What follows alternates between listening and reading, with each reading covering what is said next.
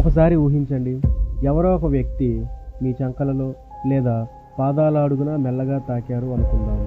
మీరు వెంటనే నవ్వడం మొదలు పెడతారు. ఆపు ఆపు అని అంటూనే నవ్వుతూనే ఉంటారు. కానీ అదే పని మీకు మీరే చేస్తే మనం ఎంత ప్రయత్నించినా నవ్వు మాత్రం రాదు. ఎందుకని? మన మెదడు అసలు ఏ రహస్యాన్ని దాచిపెట్టింది? ఈరోజు ఆశ్చర్యకరమైన నిజాన్ని తెలుసుకుందాం. మన శరీరంలో కొన్ని కోట్ల సంఖ్యలో నరాల యొక్క చివరలు ఉంటాయి. ఇవి చర్మాన్ని ఎవరైనా తాకినా, వేడి తగిలినా, చలి అనిపించినా వెంటనే ఆ సమాచారాన్ని మెదడుకు పంపిస్తాయి. అయితే శరీరంలోని కొన్ని భాగాలు చాలా సున్నితంగా ఉంటాయి. ఉదాహరణకు చంకలు, మెడ, పాదాల అడుగులు, నడుము ఈ ప్రాంతాల్లో స్పర్శను గుర్తించే నరాలు ఎక్కువగా ఉంటాయి. ఎవరైనా అక్కడ మెల్లగా తాకినప్పుడు మెదడు ఒక్క క్షణం పాటు గందరగోళానికి గురవుతుంది. ఇది ప్రమాదమా లేక సరదా స్పర్శ అని చాలా వేగంగా అర్థం చేసుకోవడానికి ప్రయత్నిస్తుంది. అదే సమయంలో మన శరీరం నవ్వడం, కదలడం, చేతులను వెనక్కి తీసుకోవడం వంటి ప్రతిస్పందనలను ఇస్తుంది. దానినే మనం గిలిగింతలు అంటాం. ఇప్పుడు అసలు మాయ ఇక్కడే ఉంది. మీ కుడి చేతితో ఎడమ చంకలో గిలిగింతలు పెట్టడానికి ప్రయత్నించండి. అస్సలు నవ్వు రాదు. కారణం ఏమిటంటే మీరు చేయబోయే ప్రతి కదలిక గురించి మీ మెదడుకి ముందే తెలుసు. ఇప్పుడు ఇక్కడికి చేయి వెళ్తుంది, ఎప్పుడు తాకుతుంది అని ముందుగానే అంచనా వేస్తుంది. అందుకే ఆ స్పర్శను మెదడు ముఖ్యమైనదిగా భావించదు. దాని ప్రభావాన్ని తగ్గిస్తుంది. కానీ ఎదుటివారు ఎప్పుడు ఎలా తాకుతారో మెదడుకి తెలియదు. ఆ స్పర్శను బలంగా స్పందిస్తుంది. అంటే గిలిగింతలు రావడానికి కారణం కేవలం స్పర్శ మాత్రమే కాదు, ఆ స్పర్శను ఊహించలేనిది కావటం కూడా ఒక ముఖ్యమైన కారణం.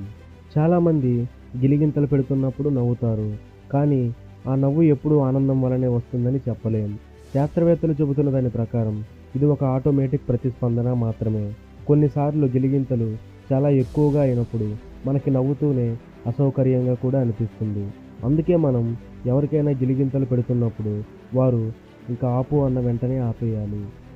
మరో ఆసక్తికరమైన విషయం ఏమిటంటే కొందరికి గిలిగింతలు చాలా ఎక్కువగా వస్తాయి, మరికొందరికి చాలా తక్కువగా వస్తాయి. దీనికి కారణం వారి నరాల యొక్క సున్నితత్వం, వ్యక్తిగత తేడాలు, పరిస్థితులు వంటి అనేక కారణాలు ఉండవచ్చు. ఇంకొక ఆశ్చర్యకరమైన నిజం ఏమిటంటే మనుషులే కాదు, కొన్ని పరిశోధనల ప్రకారం ఎలుకలు కూడా గిలిగింతలకు ప్రతిస్పందిస్తాయి. శాస్త్రవేత్తలు వాటితో చేసిన ప్రయోగాల్లో అవి మనకు వినిపించని అధిక ఫ్రీక్వెన్సీ శబ్దాలు చేస్తున్నాయని గమనించారు.